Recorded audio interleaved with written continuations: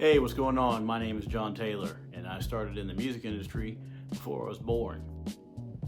Yeah, see me? I'm right there. Right in mom's belly right there.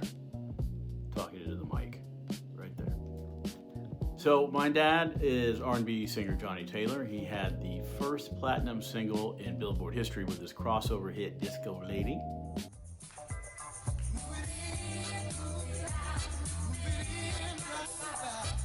Before that, he was part of a cultural movement at Stax Records in the 1960s, along with his label mates Otis Redding, Booker T and the MGs, Isaac Hayes, the staple singers.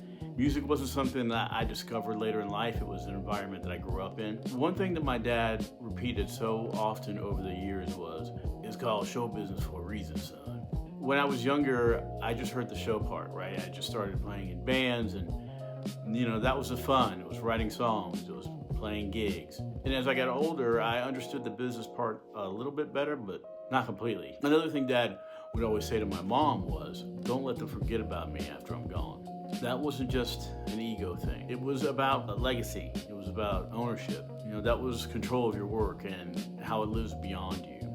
I eventually became a touring and studio musician myself, working with artists on major labels like Robin Thicke and others in the industry.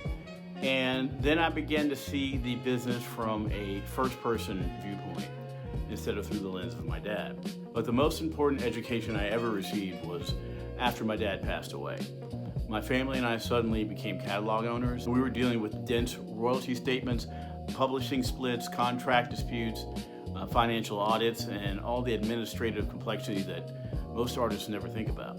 I learned about the business side of the music industry in a very practical way because we had to. We had to understand where the money flowed. We had to understand master rights versus publishing. We had to understand how royalties were calculated, how contracts were structured.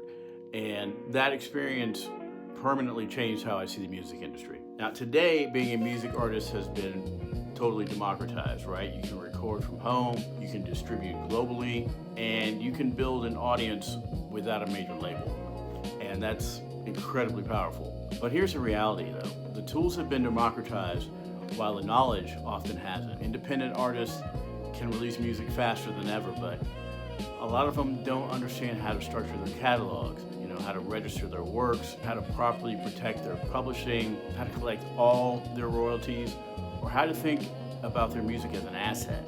And that can be dangerous because history repeats itself when artists focus only on the creative and ignore ownership. And I grew up watching the legacy of a generation that created cultural value at an enormous scale. But I also saw how complicated it can get when ownership, contracts, business structures, when they aren't fully understood. And that's why I focus so heavily on empowering independent artists today.